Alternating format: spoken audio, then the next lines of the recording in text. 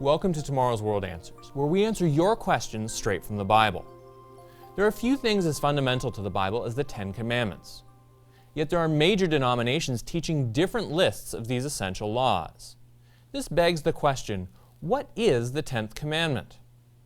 Two statements which should be made up front are that the Bible does not include a numbered list stating commandment number 1 is this, commandment number 2 is that, and so on. And it should be noted that the discrepancy between the two prominent lists only directly impacts a few of the commandments.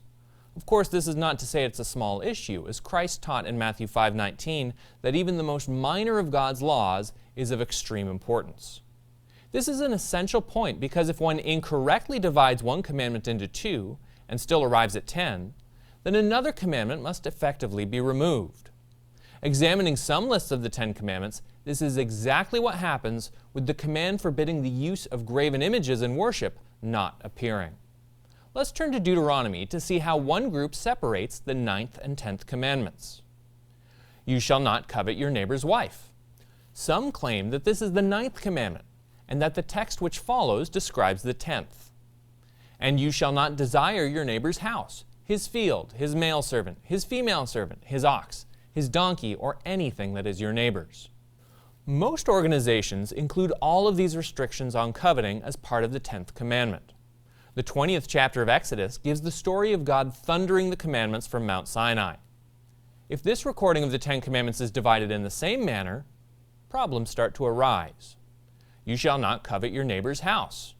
Let's notice right away that the listing in Exodus mentions coveting the neighbor's house first and his wife second. Does this mean that the 9th and 10th commandments were given out of order in one of the listings?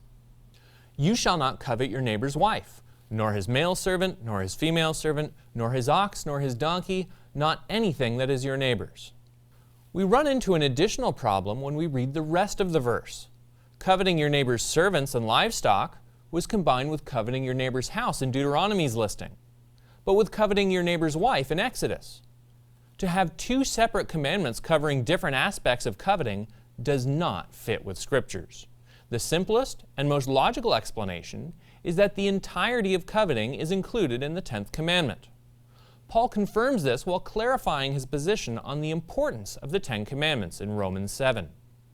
For I would not have known covetousness unless the law had said, you shall not covet. To submit a question for the show, email us at twanswers@tomorrowsworld.org.